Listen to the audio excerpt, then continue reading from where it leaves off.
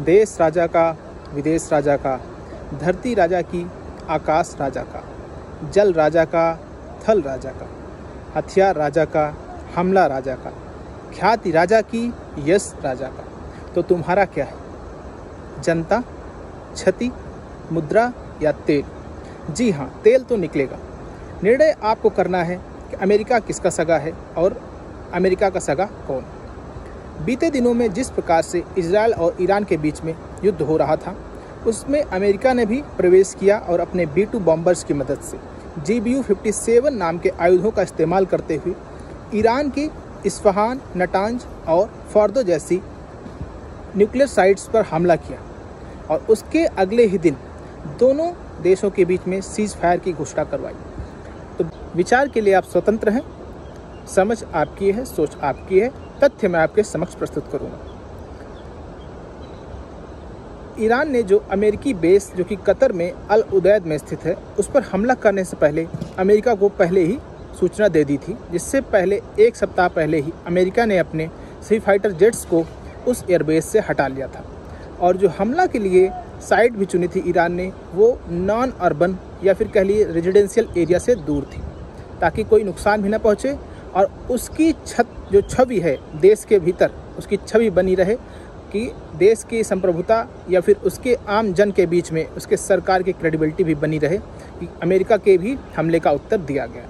इसके बाद अब हम बात करेंगे इस हमले के दौरान क्या जो संभव था वो नहीं किया गया। सबसे पहली बात, स्ट्रेट ऑफ हॉर्मुज को क्लोज नहीं किया गया, जो कि इस युद्ध को एक गंभीर परिणाम के ऊपर ले जाती, इसका प्रतिफल पूरे विश्व को झेलना पड़ता। सबसे दूसरी बात महत्वपूर्ण जो है, ईरान के जो प्रॉक्सीज़ हैं, जैसे हिजबुल्लाह जो कि लेबनान में, हसद अल साबी इराक में, हमास और हौथी, इन प्रॉक्सीज़ का प्रयोग कहीं पर भी इजराइल या अमेरिका के खिलाफ नहीं किया गया। अब हम बात करेंगे अब मिडिल ईस्ट के लिए क्या संदेश है।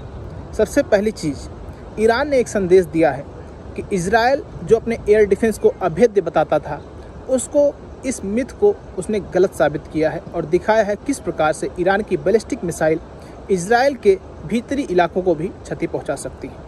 और दूसरी बात, जो कड़ा संदेश ईरान ने दिया है कि USA के अटैक्स ईरान के न्यूक्लियर प्रोग्राम को डिले कर सकते हैं, मगर डीरेल नहीं कर सकते हैं या फिर उसको समूल नाश नहीं कर सकते।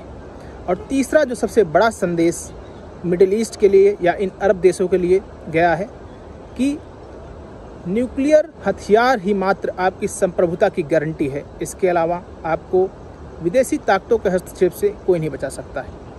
हालांकि जो इजराइल के दो प्रमुख उद्देश्य थे, दोनों में इजराइल विफल होता दिखा रहा है। सबसे पहला, डीन्यूक्लियराइजेशन ऑफ ईरान, जो कि देखा गया है रिपोर्ट्स के मुताबिक भी अभी भी 400 किलोग्राम यूरेनियम लगभग 60% तक इनरिच्ड ईरान के पास उपस्थित है। और नंबर 2 उद्देश्य था रेजीम चेंज, तो ईरान में अभी रेजीम चेंज भी नहीं हुआ है। हालांकि ट्रंप अपने मकसद को सफल करने के तरफ आगे बढ़ रहे हैं, जो कि नोबेल प्राइज़ के लिए उनकी रिकमेंडेशंस तमाम बुद्धिजीवी देश जैसे कि पाकिस्तान कर रहे हैं। और उम्मीद है कि जल्द ही इन महान कार्यों के लिए ट्रंप को नोबेल पुरस्कार से सम्मानित किया जाएगा। धन्यवाद।